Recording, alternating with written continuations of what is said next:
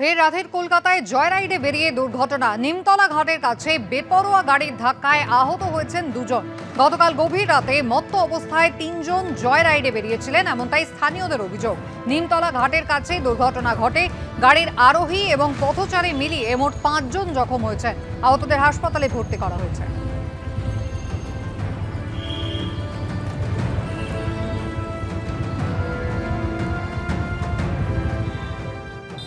অন্যদিকে Panskura super speciality হাসপাতালে স্বাস্থ্যকর্মীকে ধর্ষণের ঘটনার অভিযোগ, আর সেই ঘটনারই প্রতিবাদে আজকে 12 ঘন্টার পাঁশকুড়া বন্ধের ডাক দিয়েছে এসইউসিআই।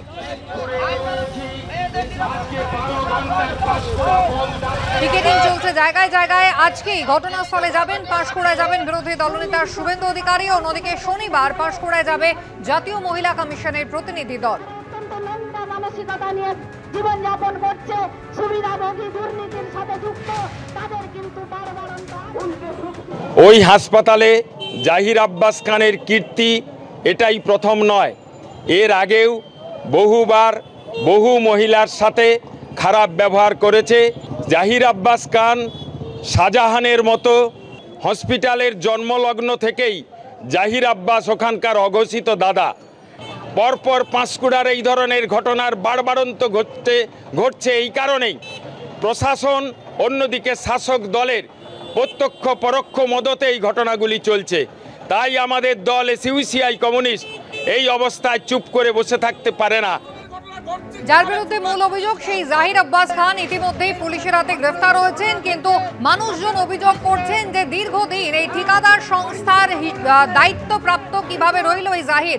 অতীতেও 2008 সালে এক নাবালিকাকে ধর্ষণের অভিযোগ উঠেছিল জাহিরের বিরুদ্ধে এবং ঠিকাদার সংস্থার বদল হয়ে গিয়েছে, কিন্তু তারপরও কিভাবে নতুন ঠিকাদার সংস্থার ফ্যাসিলিটি ম্যানেজারের দায়িত্ব সামলাচ্ছিলেন জাহির, তার মাথায় কার হাত ছিল, এই প্রশ্নই তুলছেন স্থানীয়রা।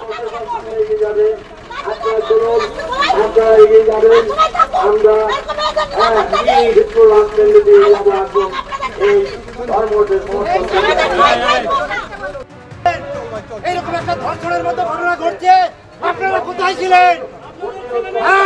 বাড়িতে তো মা বোন আছে, জানেন না? এরকম একটা ঘটনা ঘটে গেল, আজকে যারা প্রতিবাদ করছে তাদের বিরুদ্ধে তাদের মাঝে আপনি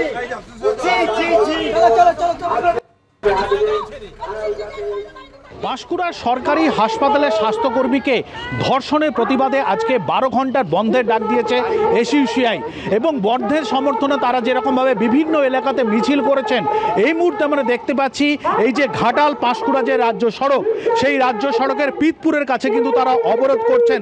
আমরা দেখতে পাচ্ছি এসইউসিআই সমর্থকরা তারা কিন্তু এরকমভাবে রয়েছেন, তারা কিন্তু এরকমভাবে অবরোধ করছেন। পুলিশ বাহিনীও এখানে কিন্তু মোতায়েন হয়ে রয়েছে, র্যাবও এখানে মোতায়েন হয়ে রয়েছে এবং তাদের যেটা বক্তব্য যে অবিলম্বে যারা এই ঘটনাতে দোষী রয়েছে তাদেরকে কিন্তু গ্রেপ্তার করতে হবে।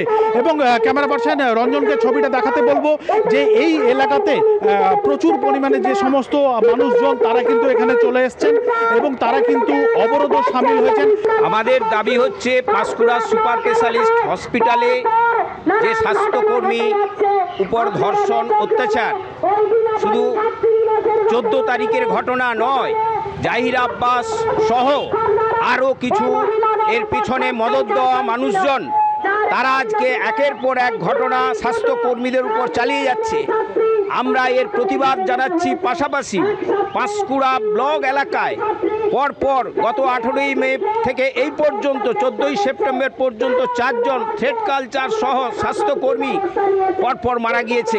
যেরকমভাবে জানাচ্ছেন যে থ্রেড কালচার চলছে এবং তারই প্রতিবাদে কিন্তু আজকে তারা 12 ঘন্টা বন্ধের পাশাপাশি এই পিতপুরের কাছে তারা অবরোধ করেছেন এবং আমরা দেখতে পাচ্ছি গুরুত্বপূর্ণ এই যে সড়ক সেখানে কিন্তু এরকমভাবে সার দিয়ে গাড়িগুলো দাঁড়িয়ে গিয়েছে। কতক্ষণ পরে যানজট মুক্ত হয় সেটাই কিন্তু এখন দেখার বিষয়। পাঁশকুড়া থেকে ক্যামেরায় রঞ্জন মেটা ও বিশ্বজিৎ দাসের সঙ্গে বিটন চক্রবর্তী, এবিপি আনন্দ, পূর্ব মেদিনীপুর।